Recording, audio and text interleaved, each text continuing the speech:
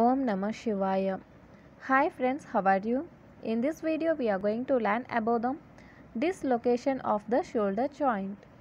Dislocation of shoulder joint mostly occurs inferiorly because the joint is supported on this aspect. It often injures the axillary nerve because of its close relation to the inferior part of the joint capsule.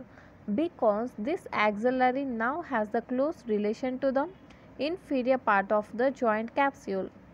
However, clinically it is described as anterior or posterior dislocation, indicating whether the humeral head has descended anterior or the humeral head has descended posterior or to the infraglenoid tubercle of the scapula and long head of triceps.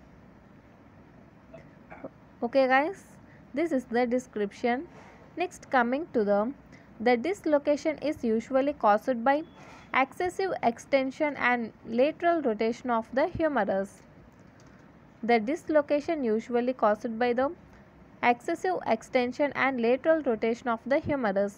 Clinically, it is represented as halo in rounded contour of the shoulder, prominence of the shoulder tip.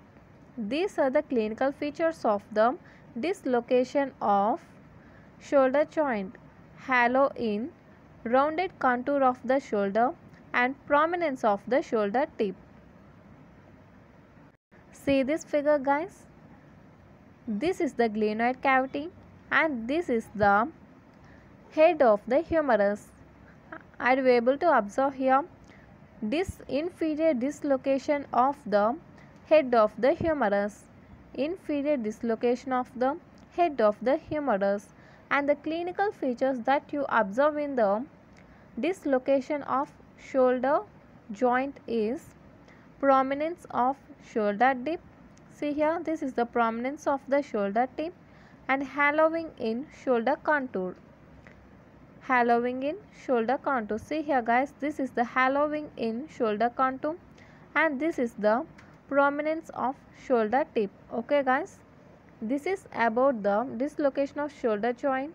If you like my explanation, please like, share and don't forget to subscribe and don't miss the notifications. Thank you guys.